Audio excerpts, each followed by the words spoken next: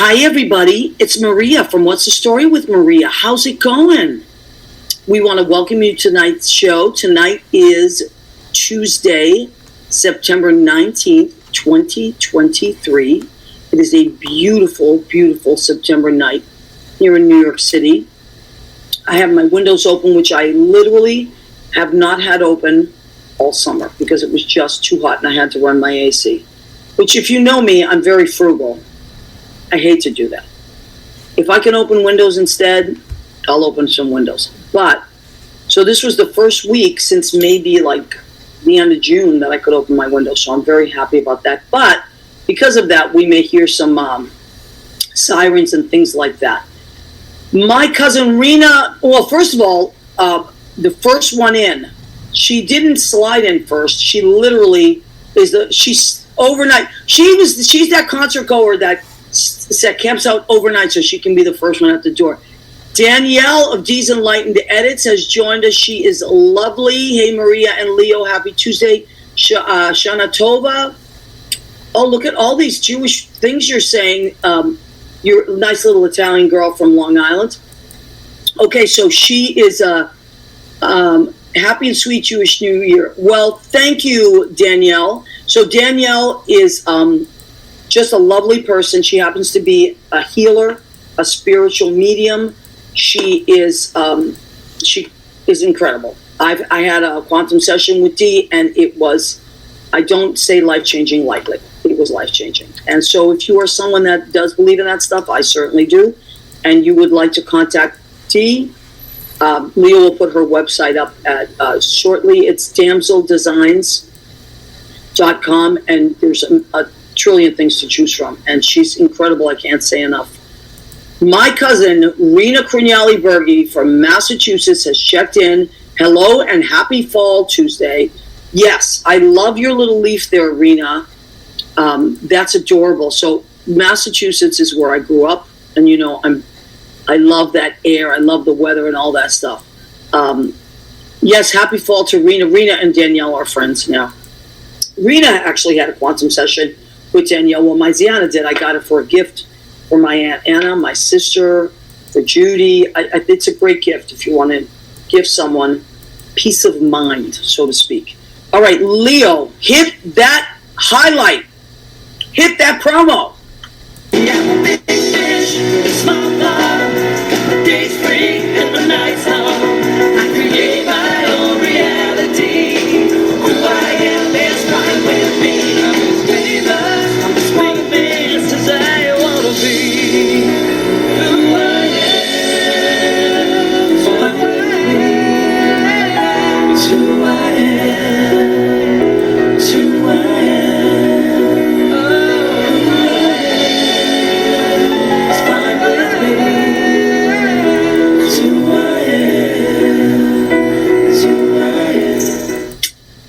Thank you, Leo, for another wonderful promo. Leo does all our promos. And this week, we have our guests are two amazing women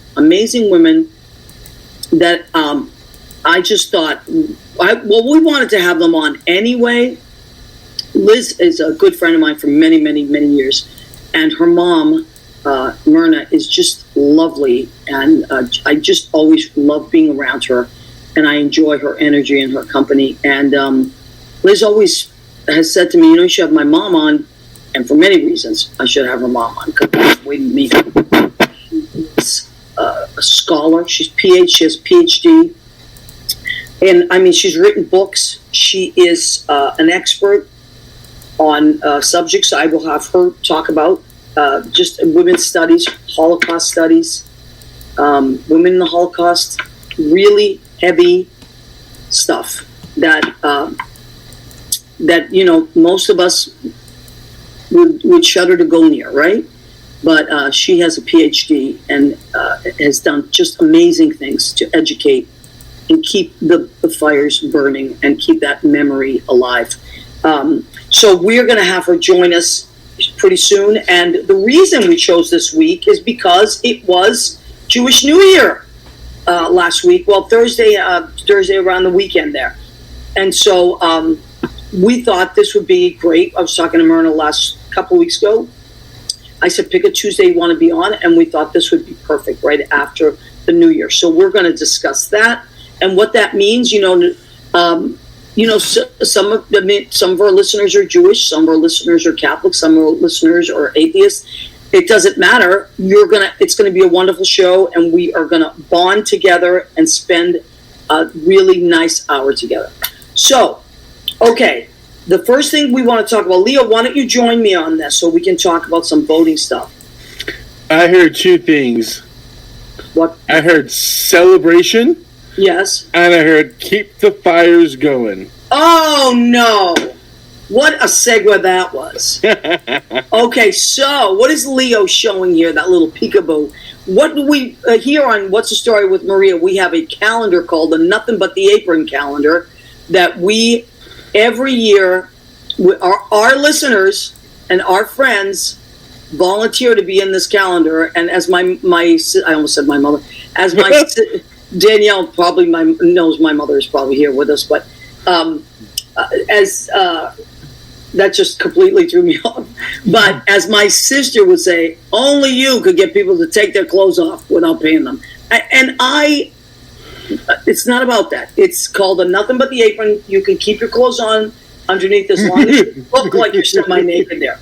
So everybody gets an apron and picks their month. And we are our lineup that's coming together is incredible for this year as well, for the 2024. Now, Rena's husband, my cousin Rena Berge, her husband, Ron, was the original Mr. February. I will say he originated the role of Mr. February. And don't worry, Ron, you will always be that guy. Oh, my God, David Slauson. Hello, darling. Same to you, my love. Good to hear from you. It's been a while. Yeah, so Danielle says, hello. Yes, LOL, Mom is happy to be around. I know, my mother is always around. So it's just, she keeps popping in. So anyway, okay, let's talk about, the calendar is coming up.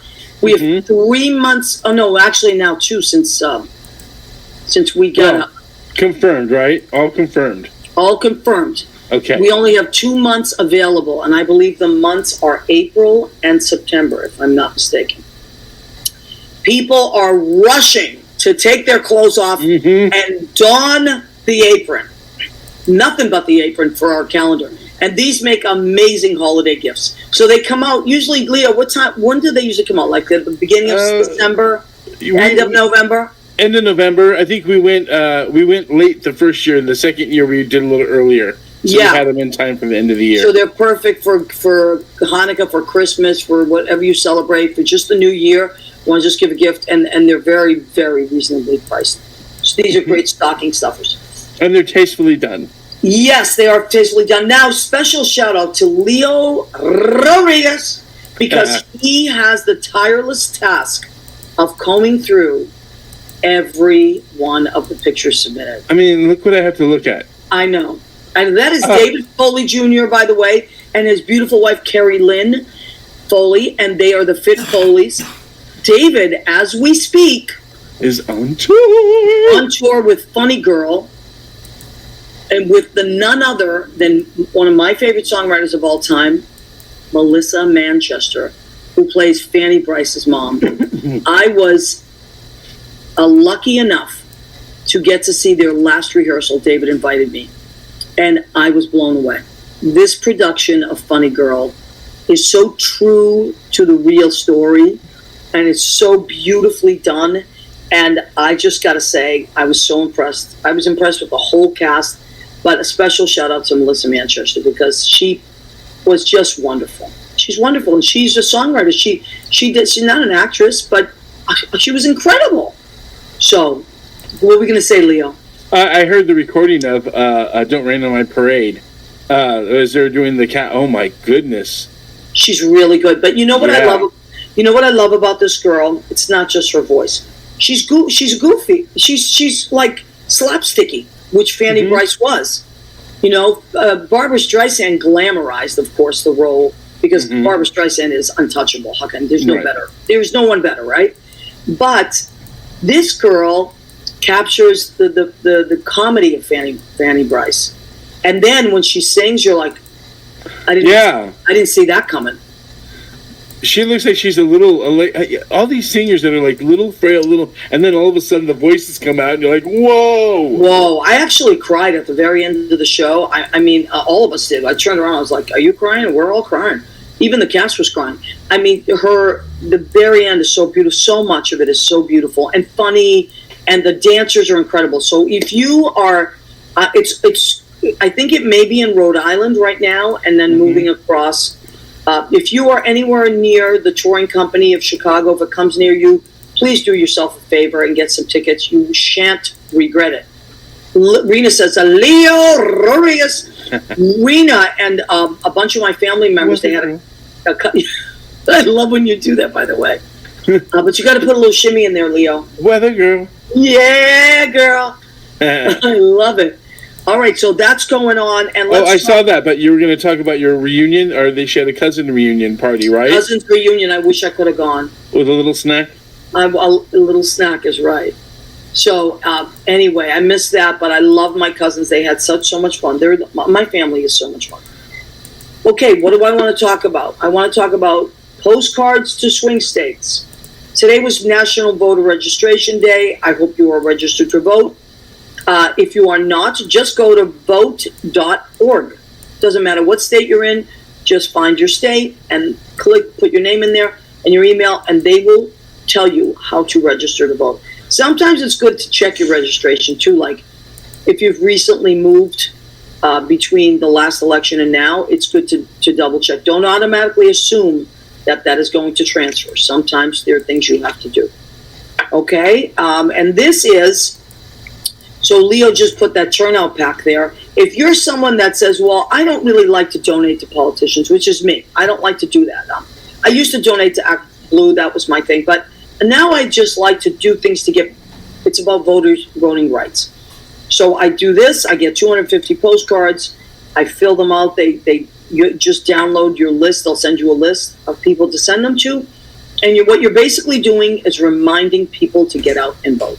And to me, that there's no greater show of democracy than voting and keeping those fires burning. So let's keep doing that. Remind your friends and family to vote. Find out when your voting day is in your state. And sometimes I think it's good to get people together and do it together and meet for breakfast afterwards or whatever you do. Make it something that is enjoyable. My mother was, of course, an American citizen from Italy. She never, ever missed an election, not one single election. And she took us with her. When we were little, we went with my mom. When we were older, we went and got signatures signed with my mom. When we were old enough, we registered to vote. She would have killed us if we didn't. And then we went and voted together. And it was a great joy for me to be with my mother in that way. So please do not take the privilege of voting for granted. Get out there and vote. Am I right, Leo? If privileges will be taken away if you don't work the privilege to vote. Absolutely, 100%. All right, so, oh boy, we have gone on long enough. Oh my God, Leo, did you hear Hurricane Rena is on the list? What? Yeah, if she's anything like the family captain, I believe that they're all in trouble. Okay, yeah, all in trouble. All right, so... you know what? If I tried to memorize this stuff... Are you trying to memorize all the information on Myrna right now? Yeah, goodness. I was trying to so I could sound educated. And I said, are you out of your mind? You are never going to get this right. So I'm just going to... we're going to have Myrna and Liz on in a second, but I do... You get it straight from the source. So Liz is a great friend of mine. We've been friends for many, many years. And but let me just give you a little bit on Liz. So Liz... has been with Bloomberg for 23 years now. She's an expert on economy, bonds, debt, securities, financing. She was a manager before that, managing editor before that. She has worked in government. And before that, her first job, she was a lifeguard. Thank you for your service, Liz. So that is Liz. And great daughters come from great moms, don't they? So how do you keep up with Myrna Goldenberg? Well, okay, so let me just give you a little bit on Myrna. Oh my goodness, hold on. Myrna has published articles on women in the Holocaust and co-edited with Elizabeth Baer, Experience and Expression, Women, the Nazis, and the Holocaust. She has also published numerous reviews, articles on curriculum transformation, American Jewish women, literature and history, and college and university teachings. Her current research focuses on hunger and starvation as weapon in Hitler's war against the Jews. These are really heavy subject matters, right? Like, just hearing about it, I can't, sometimes I just want to turn away or cry. And this woman has done all the research on it and is keeping these flames alive. I have nothing but respect for that. She's listed in an encyclopedia. Right. She is a distinguished visiting scholar of Holocaust studies at the Richard Stockton College of New Jersey. Her book on teaching the Holocaust, co-edited with Rochelle Millen, is forthcoming. She's written 4 books. She has done so many amazing things. She also just happens to be someone that I see all the time. She's Liz's mom. She's my friend now. Can we please bring on the Goldenberg girls? Oh my goodness. Ladies, Liz, you have your tambourine. I got you. Of course. All right, so I must tell this quick story. So I work in piano bar, and Liz used to come in all the time because she's a friend of Michael Isaacs, who is a mutual friend of ours. And Liz loved playing the tambourine. She would always grab the tambourine. She'd be out there tambourine. The next day, she'd text me and say, I got a bruise on my hip from that tambourine. I said, well, you were playing it all night, Liz. So for Liz's birthday one year, I got her a tambourine so she could practice at home. So now she has it. So ladies, first and foremost, Happy New Year. Thank you. Shana Tovah. Shana Tovah. Yeah. I love that. Now, like I said, for us nice Catholic girls, we know it's a fun time of the year for our Jewish friends. We often jump on those trains, as Italians especially, we love to eat. We'll eat. If there's food, we'll be there. But to someone that doesn't know much about this holiday, tell us a little bit about it. What do we need to know about Jewish New Year? It's 5784. Write that down. 5784. In the Jewish calendar, it's 5784. Okay. And the holiday is mandated in the Torah, in the book of Leviticus, chapter 23. The first 5 books. Yes. And, the Torah means teaching, so you use it as a teaching tool. And you eat, but you must start the meal with apples and honey for a sweet new year. I love that. And I make honey cakes, and the challah, which is the bread that you normally have on Friday night, has to be round, so there's no end of happiness. I love that. And then remind me to tell you a story about challah bread of one of my neighbors in my building. I'll tell you. You make it with raisins. On Rosh Hashanah, the challah has raisins for sweetness, more sweetness. Okay, so it's a lot of that sweetness, because I know there's also bitterness, right? Is that the same holiday? There are 10 days where you are supposed to reflect on your life. Okay. And the end of the 10th day is Yom Kippur, the Day of Atonement. And you spend all day, if you can, fasting. And there are people who are not allowed to fast. But if it's health, you can't fast. And if you're under 9, you can't fast. And if you're pregnant, you can't fast, and so on and so forth. But you think about what you can do to make life better. With people you have, been not so sweet to, you ask for forgiveness. I love that. So there's 10 days between Rosh Hashanah and Yom Kippur, and they're called the days of awe. Oh, and that's supposed to reflect awe, AWE. I love that. Things. And unlike Catholics, when you ask for communion and you go ask for forgiveness weekly, we do it all. I love that. One shot, one and done. Good for you. My synagogues that all my life that I've gone to, they start the holiday of Yom Kippur with everyone talking to everyone else and asking forgiveness if I ever offended you. Oh, that's nice. Yeah. Well, it's very hard to do sometimes, but you do it anyway. But you know what? That's nice, and I mean, this is like incredible, because the founder of Alcoholics Anonymous, Bill W., studied all religions before he wrote the 12 steps. of Alcoholics Anonymous, and one of the I believe it's the 9th step is when you make amends, and I think that he took that part of it from the Jewish culture and the Jewish studies to actually, you make a list first of who you've offended, who you have wronged, and then on the 9th step, you actually make direct amends. And I'm positive that that's where it comes from. So that's why I love, learning about other people's religions and customs, because we all really share them without even knowing how they cross over sometimes, right? Absolutely. And I think one of the most interesting things about Jewish customs and things that we have is, we grew up in a very traditional house. My mother, Bubby to my nieces, which means grandma. Yeah. In Yiddish. I love that. And her mother, my grandmother, and my great grandmother, always, food is such an important part of the Jewish religion. And there's always jokes. Is this when we're eat and fast, or fast and eat, or eat and eat, right? I love it. Wait, I have to say this. My first thought about Rosh Hashanah is, who am I going to invite to break the fast? Which is after Yom Kippur, where you have bagels and lox for dinner. I make blintzes and that stuff. Yeah. Oh, I love blintzes. Blintz souffle, really good. Really? I'll share my recipe.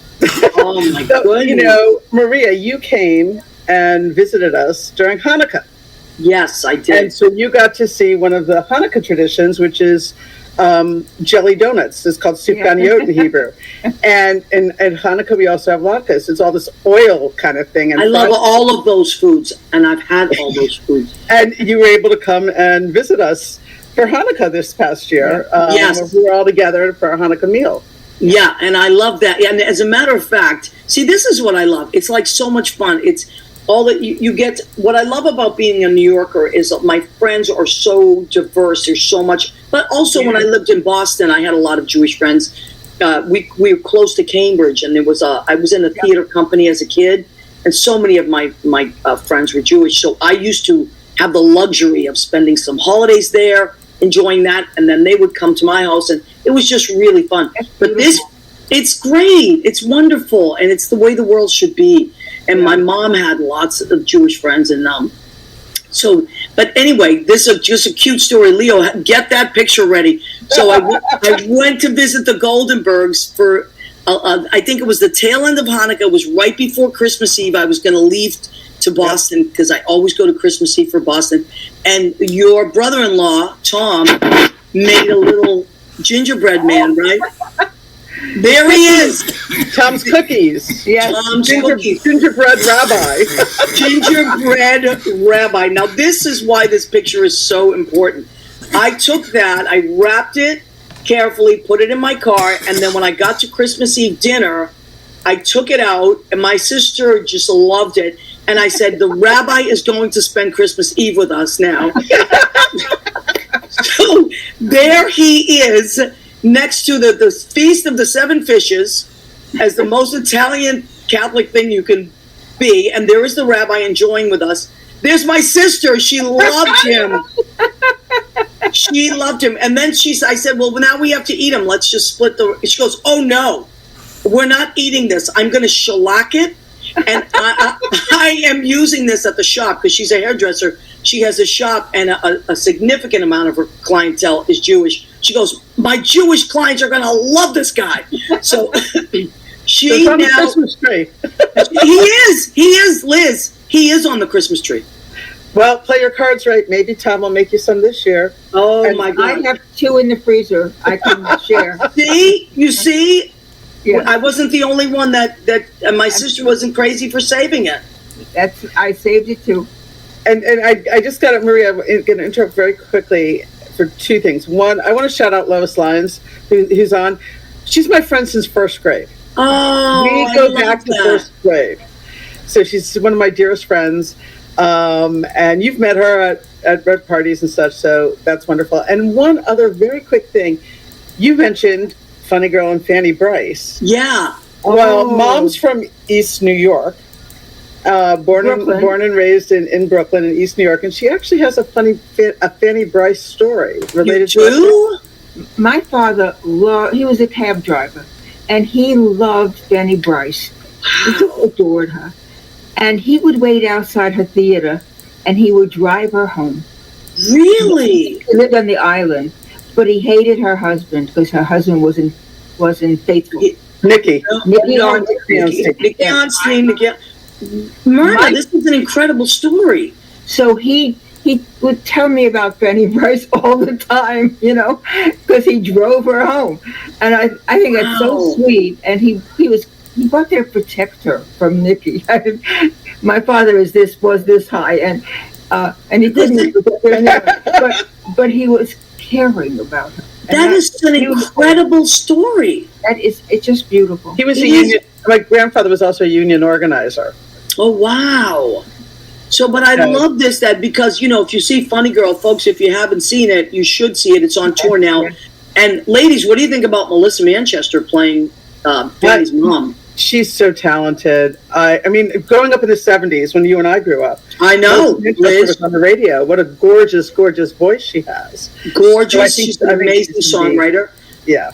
But not that I was surprised because she's so talented, but she will say that she didn't ever fancy herself an actress, but she nails it. She nails Fanny's mom without turning it into a cartoon. You know what I mean? Like sometimes when people are not used to acting, they take something and they overblow it. She plays it so well and so caring and funny. There's a lot of Yiddish in it. It's great. But I love this story, Myrna, about your dad. I didn't know that till she turned to me when you were talking about it and said, "Did you know?" All these things keep coming out of her. That's what happens. And by the way, huge Brooklyn Dodger fan. Still has not forgiven them for leaving. No, they betrayed me. Now, Leo, go ahead. Tell them, Leo. Leo is... I'm a Dodger fan. Brooklyn to now, just Dodger fan all the way through, so I love you. Yeah, Leo's a huge Dodger fan. We went this summer to a Yankee game, and my mother, my two cousins from California, went in all-out Dodger gear, and Mom went across. I had Brooklyn, and people stopped her. "I love your shirt, go Brooklyn!" It was also 42. My number was 42. She was wearing Jackie Robinson. I love that, Myrna. Stopped me because they said, "Thank you for remembering." They were it was so heartwarming. It really, really was. Oh, that's beautiful. There's one of my favorite books ever written is called Maybe Next Year. I believe it's called Maybe Next Year. And it's written by Doris Kearns Goodwin, who is isn't she wonderful? Marvelous. A lot of her books up there. I love her. She's one of my favorites. And that's one of my favorite books because she talks about being a Dodger fan. That's right. And that was before television, so she would write down, her dad would say, she was a little girl, or maybe 6 or 7, he'd say, "When you come home from school today, you write down what happens every game, play for play." Oh, wow. So she would listen to the radio. That's how she became such a huge baseball fan. And so she would write down play for play. She would, what do they call that, Leo? You used to do that. Your dad was announcing, a baseball coach. Baseball announcing? Yeah, but when you take when you write... Transcribe it. Scorekeeping stats, statistician. Yeah. I remember that. Statistician. Myrna, did you go... Go ahead, Leo. Myrna, did you grow up listening to Vin Scully then all the time? Of course. And Red Barber. I miss that voice. Don't forget Red Barber. A little before my time, I remember. Remember him, too. Yes. Yeah. So both the Dodgers and the Giants left New York in 1957. Coincidentally, that's the year my parents were married. Yes, they're married 66 and a half years. 57? 1957. My parents too. Dad was a diehard New York Giant fan. He's in the other room. And Neil. But I didn't go to any Giant games. He did go to a couple of Dodger games with me. And because he's a gentleman. I think they're still married because the teams left Brooklyn, so they can't argue about that. I love that. The reason that you have all of us now is because the Giants and the Dodgers left Brooklyn. No, they brought the argument over here because now they're California rivals. They're in California. They're both in California. So yes, Dad wore a Giants hat to the game. I wore a Dodger hat. And I wore a Yankee hat. I love it. So there's still rivalry in the family. I love that. Oh yeah. Totally. So the kids are Yankee fans. Mom went during the Subway Series. Now, Dad's not on. He's somewhere over there. But just so you know, my dad was a baseball player. My dad was a great baseball player. He had tryouts. He had tryouts with St. Louis, the Boston Braves.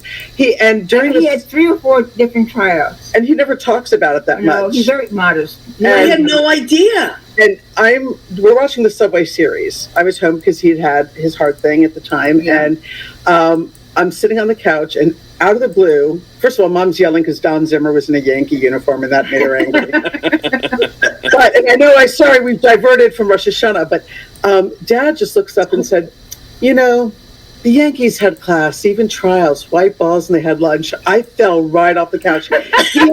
That's when he told us all.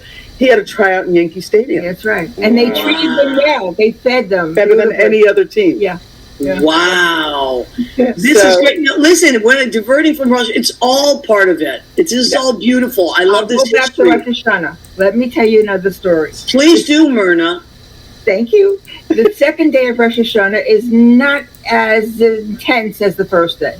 And it was during the penance. I don't know. I don't remember what year.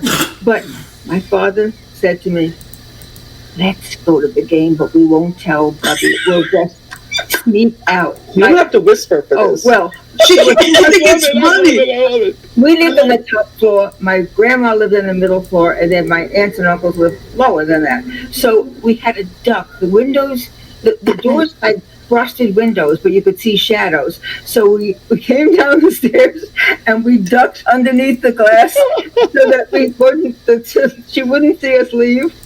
And we played hooky. And they went to a Dodger game in their Rosh Hashanah clothes. Oh my God! Yeah, but we couldn't change because we had so no, all fancied up. Yep, my father took off his tie. Oh my! I love that story. That's a phenomenal story. Let me just tell you, Michael Dion, who you know, Liz. He says, "I love me some Liz. I remember Liz in NYC." Okay, so he says, only because I'm a goyim. Thanks, Elaine Breyer. She taught him what is the reason for not being able to use electricity. When I was a concierge, we had to have security push the buttons in the elevator. Why is that?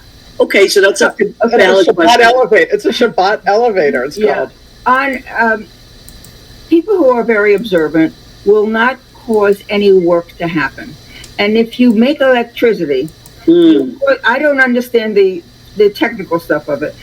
About how electricity, but you're causing work to happen. Okay. And so therefore you don't use any electricity at all. You wouldn't cut with an electric knife. You wouldn't use a toaster. So for just Shabbat, for 24 hours. The holidays like Rosh Hashanah, Yom Kippur. Yom Kippur is the Shabbat of all Shabbats. Yeah. Okay. That's the Sabbath. Shabbat is Sabbath, and it's the day of rest from sunset. Work has to rest. Even your animals, you can't work them on. I love that. Yeah. Okay. I had at camp. I had a counselor who wouldn't play soccer just in case he broke a blade of grass. No way.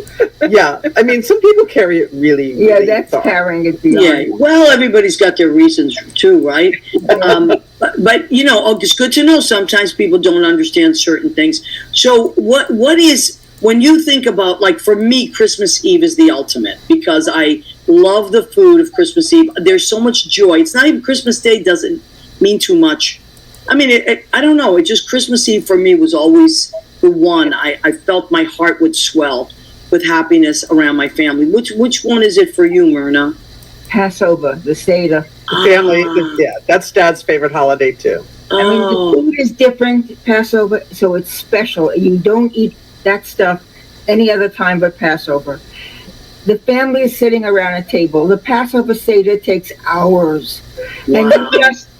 And you chat and you talk and the leader of the Seder says, shh, but you talk anyway. I mean, it's just a beautiful, beautiful night.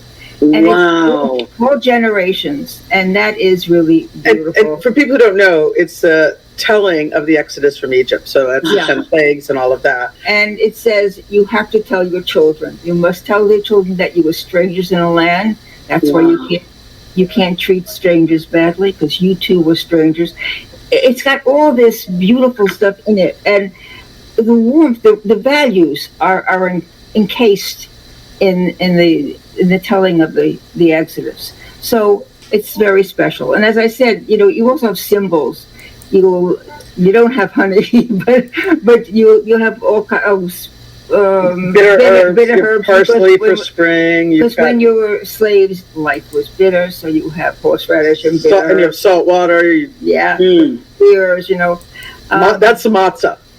That's the matzah holiday. That's why I said food is different. Very different. Yeah, and our family, we tend to have very raucous holidays in the sense that the kids do shows. Yeah. Oh. Yes, and that tradition carried on to my nieces. On one Rosh Hashanah did a show with our cousins' kids. Oh, that's cool. In the Seder, they enacted. They acted up the Seder. The Exodus with Moses and Aaron. Oh my goodness! One year we did hair in Hebrew and in English. Another year we did Joseph. You did hair. Also, you did this. Joseph. You also did at the Seder. You did it in Spanish. Really? Yeah. You did the Seder in Spanish. My mother-in-law couldn't believe it. She said, "What are they doing? What are they doing?" Well, you know what? Kids get creative, and that's incredible. Yes, they turn it into their own thing, which is wonderful.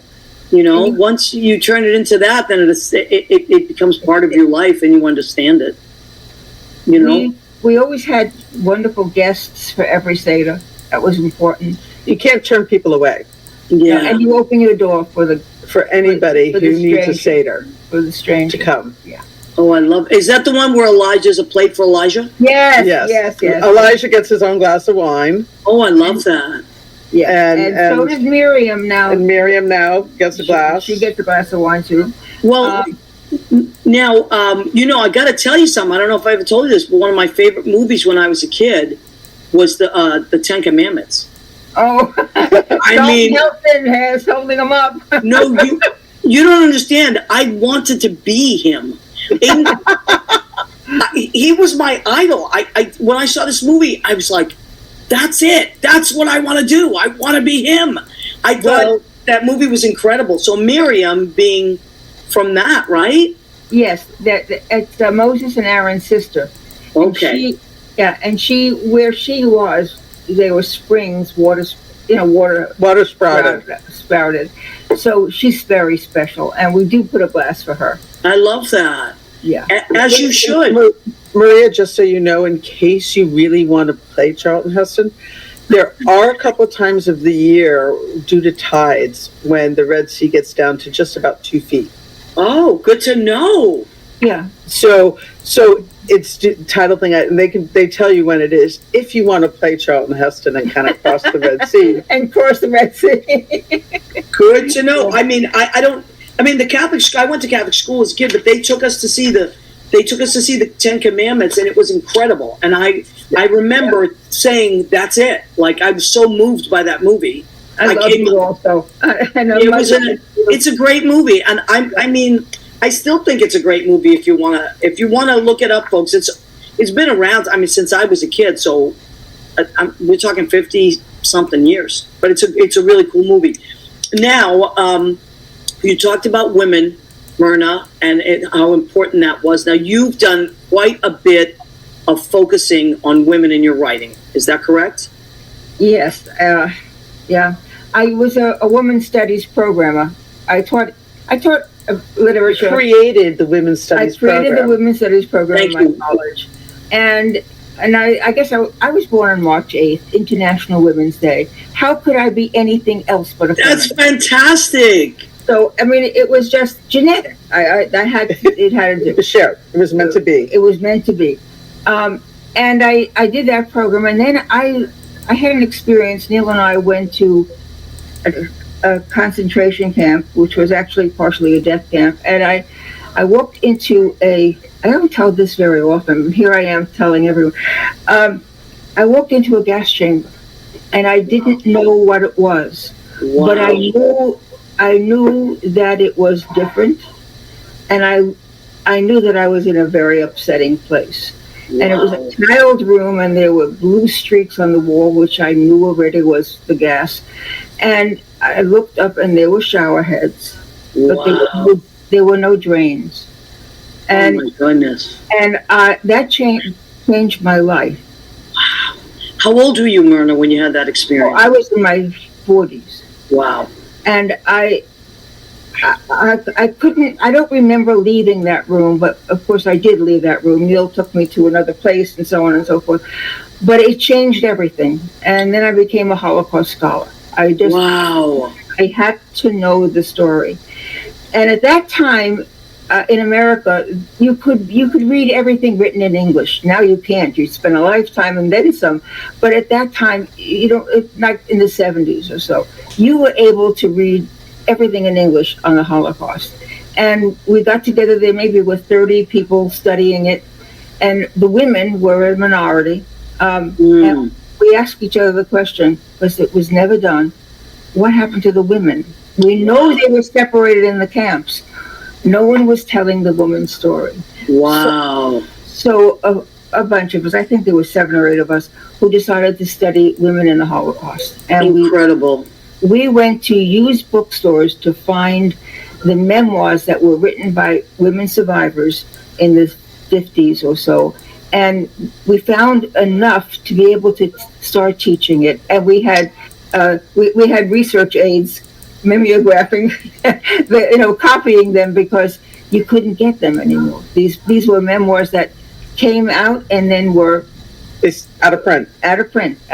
Yeah. Now, one of the things that's really interesting when you spend time with Mom is why and how women survived the Holocaust in greater numbers and percentages, and that was a big part of your research. Yeah, well, but we didn't start out knowing that they didn't. We started out just listening, reading, and so on, and we found women coped differently than men. Not all women and not all men, but for the most part, women bonded. Women did what they did before the Holocaust. Wow. And especially European women, they were close to each other. They would go to sewing circles or charity things and so on.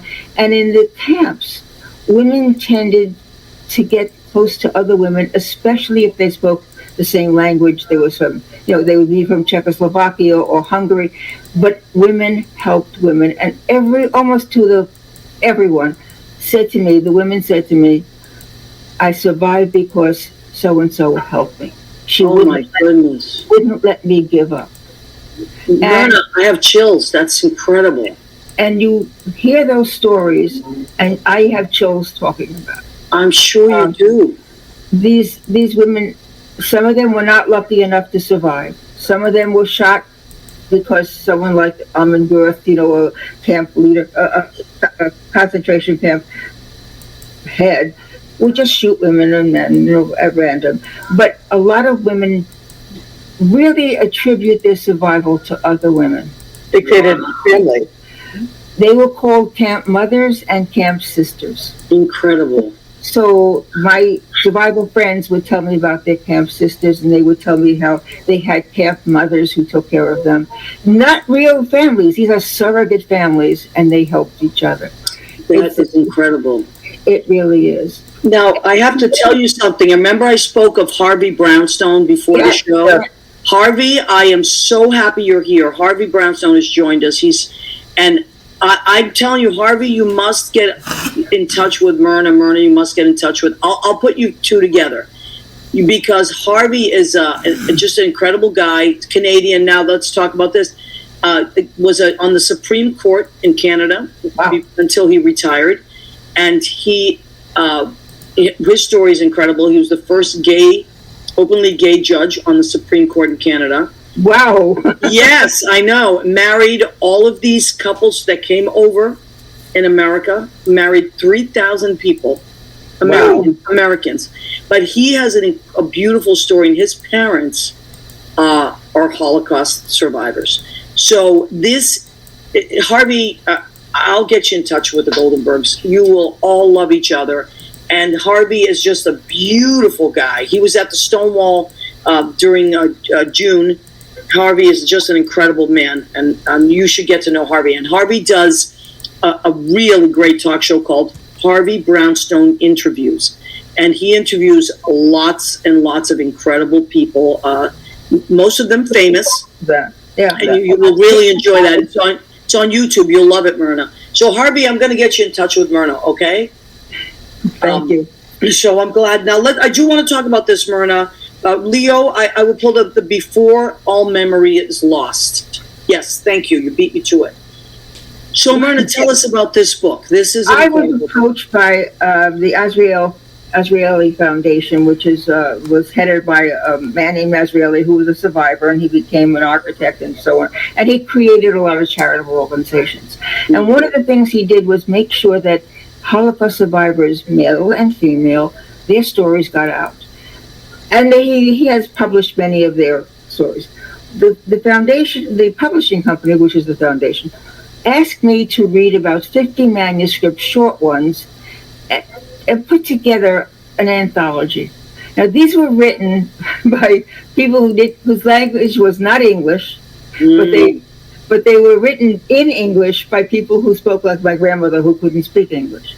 And I had to select them. I chose about, I think there were 13 or 14 stories in this book, and I grouped them according to where they were from, what they did, and so on and so forth, and then put them in a readable way, but not lose the voice of the survivor. And it took me quite a long time to get that idiom, you know. I don't speak Czechoslovakian, I don't speak Hungarian, I don't speak Polish, but they don't speak English. So when they transcribed their oral histories and someone transcribed for them, it was like hearing my grandparents who didn't speak English, and I had to work my set. Yeah, I had to go backwards and so on, but it was beautiful. The book was published, and I was brought to this foundation's in Canada, and I was brought to Toronto and to Montreal, where I met some of those survivors, and these women and their families couldn't stop hugging me because their stories got out. Oh my God, Myrna, you're gonna make me cry. That's beautiful. It was a highlight of my life, and on one of those occasions, it was my birthday. Wow! And the Azrieli Foundation got a birthday cake that must have been 3 feet by 3 feet, and then everyone, the survivors and their families, stood up to sing "Happy Birthday." Oh my goodness, Myrna! It was beyond. I can't tell you how grateful I was. Oh my goodness! And that's her book that won an award. That's the book. Okay, I'm modest to say it, but she won a big award. 4 awards. You won 4 awards for that book. Yeah. Okay, so this Leo has put up the link to this book from Barnes and Noble, Before All Memory is Lost, and I love the picture because you see the picture is fading. It's out of focus. Yes. And so it is up to us, whatever stories we're telling, it is up to us to keep those stories going. You know, they will have died a double death if we don't tell their stories. And that's what impelled me and kept me going, so that they were not forgotten. And I didn't want them to die a double. Wow. That's beautiful. Myrna, thank you for sharing that with us. Okay, so Michael said, "This show is teaching me so much. Thank you. I love this." You see, that's why it's important for us to always talk and keep conversations going. Thank you. No matter what your background is, because that's the problem. That is the biggest challenge, I think, in the world. Not just then, today as well. We don't talk to each other. If we were just to sit and talk, we realize that we're human beings and how much we have in common. So, Michael, thank you. I could listen to Myrna all day and night. Wow. Thank you, Michael. Thank you. I agree. I appreciate that. Now, Leo, will you join me for this? We Myrna, I don't know if Liz told you, but we take a break for the food section of our show. I always do a food section of our show.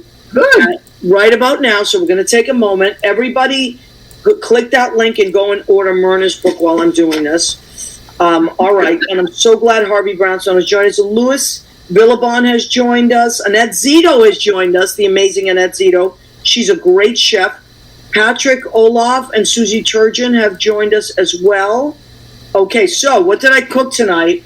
I'm on the keto, so I have to, I'm trying to be good. But what did I cook tonight? Because I wanted to kind of. So, Myrna, I made chicken soup. What's more Jewish than chicken soup? Am I right? Much more Shabbat and Jewish holidays than good old chicken soup. It's also penicillin. The Jewish penicillin. That's right. I think I made you some soup there, Myrna, a while back, right? You made my husband soup. Yes. Did you like it? He loved it. He didn't okay, good. All right. So now I made a salad. Now I always go with themes, right? Because I know Liz is a big theme girl too. So I have Boston lettuce here because Liz was just in Boston, my hometown, over the weekend, and she met my childhood friend Frankie Udiciani at Lucia's restaurant. And the picture of the two of you brought me. I got my heart got warmed up. So what's here? Lovely. What a lovely man. What a lovely man is right. And I'm sure, and he said the same thing about you because he texted me right after you left. He said, "Oh, what a wonderful woman. She was great. Thank you for sending her." So this is Boston lettuce, little baby cucumbers, which I love. Ooh, me too. Yeah, me too, right? And apples. Apples, right? For Rosh Hashanah. I put honey on there. Oh, perfect. I put honey on the apples. And then this is it. I put nothing. I mean, everything but the bagel seasoning from Trader Joe's. I mean, and now I'm going to use a sesame olive oil and a honey ginger balsamic vinegar for this. So that is my Myrna Goldenberg salad. That is in honor of you, my friend. Thank you. We'll need the recipe for that salad. Yeah, I'll send it to you. So we can, especially even in Doodlebug. I created a salad in your honor, Myrna. So, and then for dessert, because I'm still on the keto, I would love to have jelly donuts, believe me, or anything like that. But I just ate watermelon because the summer's almost over, and I'm going to enjoy as much watermelon as I can before. Yeah. Well, we actually, one of the things, and you can see it in the O for Shana Tovah. Our family didn't grow up with this, but one of the other foods for Rosh Hashanah is pomegranate. Oh. And it turns out it's because the first fruits for pomegranate are in September. Yes. Around the time. So there's a couple of different, so that's one, is the first fruit. And another thing is all those pomegranate seeds. There are so many in there. We dare you to count them. But I did read, and I did read that that's another reason is that in the Bible, the Jews, we only do the first 5 books, right? Yeah. There are 613 mitzvot, which are good deeds that you're supposed to do. And the seeds in a pomegranate are, stand kind of as a proxy for the good deeds you're supposed to do over the year. Yeah. I love that. Wow. And what about the raisins? Yes, Michael, you're right. Maria, you've got the raisins. Oh, the raisins. I should have remembered. She didn't know about that until Mom brought it up. Oh, okay. Yes. No, I didn't. I knew about the apples and the honey because my friend Lori Towers had a picture. It had the Rosh Hashanah and had apples and honey. And I've seen that for years now. And I'm like, okay, I have to remember the apples and the honey. But I didn't know about the raisins. So sweet. Well, it's all about a sweet year. New Year. I love that. And then I love that. What you can say to people until Sunday night is, may you be inscribed. You say, Happy New Year, Sweet New Year, but may you be inscribed in the book of life for a good year. So that's good. What mentioned is that your name... The book opens. God opens the book on Rosh Hashanah. And puts your name down. Oh, I love this. Opens the book at the end of Yom Kippur when the shofar blows. So you want to be inscribed. So the greeting is, may you be inscribed in the book of life for the coming year. That's so beautiful. On Yom Kippur, you just tell people, have an easy fast. Yeah. Oh, I love that. Yeah. That's beautiful. Oh, wow. What a great show, ladies. Liz. I didn't remember to say that. Thank you. Well, she's pretty smart. She's good to have around, Myrna. Yeah. I had a pretty good role model. around. You know, our books, we never had books censored. You know, there was any book, and you see all these. You've been in my place. Yep. I know you have so many books. I love And it. I've read all of these, and there's 2 stacks next to my bed that I'm working on, and we never had any books censored. And I went in 9th grade. That was the year we went to Jewish day school, and I took out this book that looked really interesting. It was called Looking for Mr. Goodbar, and the cover of the book looked like a Goodbar candy bar. So, as a 9th grader, I thought it was about chocolate. So I lugged the book with me to Jewish day school. And Wow. I started reading the book. I'm like, it's not about chocolate, but, you know, thanks to my, you know, the way my family is like, you start a book, you're going to read the book to see it, or never put it down. So I'm reading this book, and Mom got a call from Shulamith Elster, who was the vice She was the head. She was the head of school. Look at Myrna's holding her head. She's like, oh no. Look at Myrna. Myrna's reliving the experience, Liz. about me dragging around looking for Mr. Goodbar. And I explained that we don't censor books, that my children can read any book that they want to read. And Mom said to me, And they'll learn from them. she said, you can keep reading the book, but you know what? Let's put a paperback book cover over it. I can't believe you just beat me to it. I have a similar story. I used to love to read. I was an avid reader. And of course, back then in the 70s, Liz, as you remember, the big Jacqueline Smith. Jacqueline Suzanne. Jacqueline Suzanne. Yes, but I was reading Once Is Not Enough. And then, and same thing, I brought it, except that cover was kind of like blurry and like there were 2 bodies. And Sister Helena, because I went to Catholic school, sent me down to the office, and they called my mother. And my mother, of course, was great, because if I was getting an award, she understood every word. If I was in trouble, she'd say, I'm sorry, sister, no speak English, you're too good. So they sent me home with the book, and my mother said, just put a cover on it. Listen, you can read whatever you want, but just put a cover on it next time. You know better than that. And that was it. And I used to love Sidney Sheldon was like my favorite. Oh boy. when I was in like junior high. So I used to read all the Sidney Sheldon books, and I would just put covers on them. And when you said that, put a paperback, I laughed, because I said, moms back then, they knew what they were doing. They knew what they were doing. Nothing was ever censored. We had a giant, we had one of those great big dictionaries. Yes, so did we, Liz. We had such a similar household. We did, the big one you opened that was on a stand. Yes, and it was on a stand just like that. And if somebody said something at the dinner table, Look it up. Go look it up. That's what my dad did. And he would sometimes just pick a word, and he would say, okay, the first one can tell me what it means gets $1 or something. You know, like it was like, and that's what we were like on holidays. And of course I wanted to win all that money. So I was, you know, but I love that back then there was no internet. It was encyclopedias. And if you had to do a project, you had to Britannica. Of course. Mm-hmm. And education was everything. It was everything. Right, in capital letters. Yes. Yes. And I love that story that you told about your dad and Fanny Bryce, and I just love that. There are so many more. I know. All right, I tell you what, because we're coming to the end of our show. Yeah. Myrna, will you promise me that you will come back on this show at some point? We'll do I will. We'll tell more stories. Maybe we'll do a Passover show. What do you think? Well, I can't give you that much ahead, but it's okay. Well, I will put it in my book. Yeah, maybe we'll do that. We'll play. I'll just keep it open in case you decide you come back on, and that would just be so great, because I think that this is how we continue to love each other as human beings.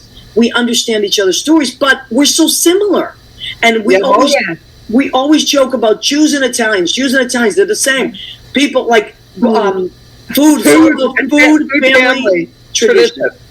Yeah, and Myrna, I don't know if you know this, but in my high school production of Fiddler on the Roof, I was Golda.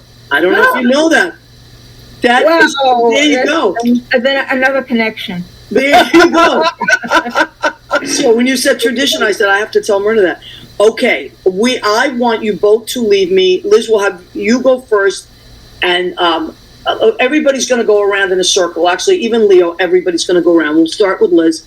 Let's leave something nice for our new year, a wish that, or something just positive that we want to leave out into the world. Liz, why don't you start? Something positive that you want to leave in the world.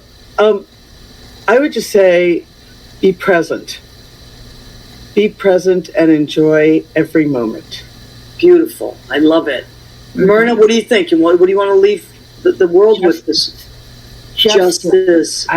We must have justice. Of course, with mercy, but justice. We have to. It brings peace. Yes, I love that. That's beautiful. Leo, join us. What would you like to leave for the new year? Vote. Yeah. Vote. Get it out there. Oh, yeah. There's a lot of things on the line. Yeah. I love it. You know, you said justice, Myrna. I have my RBG shirt on tonight because of yes, because of you, because you Brooklyn, baby. my favorite Brooklyn Jewish woman. So now you will be you have to share, you can both be number one. But that's a pretty good person to share. I don't mind sharing with Ruthie. No. Yeah, just one of my idols. So what I'd like to leave everybody with is just talk to each other. I find that people don't talk to each other as much as they used to when we were growing up. Just talk to each other, even if it's a stranger on a bus. Talk to people. People are so interesting. And most of the time, people are lovely. They just sometimes, and smile first. If someone looks like they're angry, just smile. You'd be surprised. They usually smile back. Yeah. So, Myrna, Liz, what a great time we had together. Thank you. Thank you. I can't thank you so enough. much. It was just Thank beautiful. you. Oh, and Keith Torgan had just joined us. Keith Torgan is an incredible artist and songwriter, also Jewish, and I'm sure he's going to have lots to say. He says, beautiful, just beautiful. Keith, I'm so glad you joined. Who's that? She's a friend of mine. She, when I was a trader, she was one of my brokers, and she's in Chicago. That's wonderful. And she played rugby. She went to Massachusetts because Massachusetts was the first state that had gay marriage in the States, and went to Massachusetts to get married. She's been a dear friend since the 80s. Wow. Wonderful. Yes, everybody, make friends and keep them and just keep talking to each other. Please go and love each other. Yes, Myrna, you're right. And please go and check on that link before all memory is lost. Thank you. Myrna Goldenberg, please go and buy her book. And Myrna, you're lovely. I love you. I'll see you next time I drop off some sauce.